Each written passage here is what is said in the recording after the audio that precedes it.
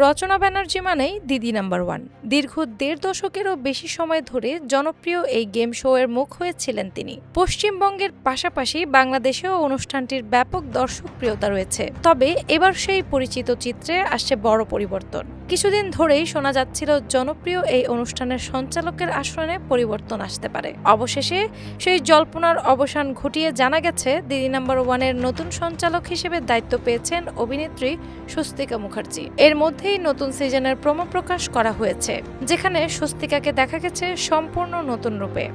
শুধু সঞ্চালক পরিবর্তনই নয়, অনুষ্ঠানের ফরম্যাটেও আনা হয়েছে বেশ কিছু বড় ধরনের পরিবর্তন।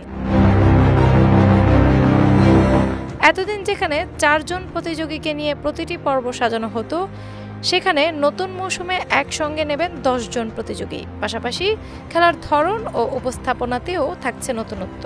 পশ্চিমবঙ্গের সাম্প্রতিক রাজনৈতিক পরিবর্তনের পর তৃণমূল কংগ্রেসের ঘনিষ্ঠ বলে পরিচিত কয়েকজন তারকা বিভিন্ন আলোচনা এসেছেন। সেই প্রেক্ষাপটে রচনা ব্যানার্জির অনুষ্ঠান থেকে সরে যাওয়ার বিষয়টিও নতুন করে আলোচনার জন্ম দিয়েছে। তবে বিষয়টি নিয়ে কোনো ধরনের নেতিবাচক প্রতিক্রিয়া দেখাননি রচনা, বরং নতুন সঞ্চালক স্বস্তিকা মুখার্জির প্রতি আন্তরিক শুভকামনা জানিয়েছেন তিনি। এ প্রসঙ্গে রচনা বলেন, স্বস্তিকা তার দীর্ঘদিনের সহকর্মী এবং তাদের মধ্যে সুন্দর সম্পর্ক রয়েছে।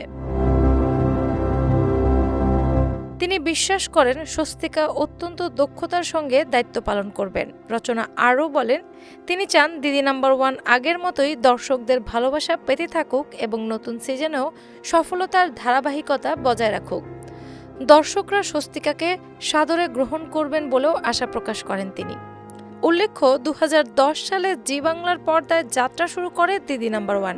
নারীকেন্দ্রিক এই জনপ্রিয় গেম শোতে বিভিন্ন বয়স ও পেশার নারীরা অংশ নিয়ে নিজেদের জীবন সংগ্রাম, অভিজ্ঞতা ও প্রতিভার গল্প তুলে ধরেন। দীর্ঘ সময় ধরে অনুষ্ঠানটি পশ্চিমবঙ্গের টেলিভিশন জগতের অন্যতম জনপ্রিয় আয়োজন হিসেবে দর্শক মহলে বিশেষ স্থান করে নিয়েছে।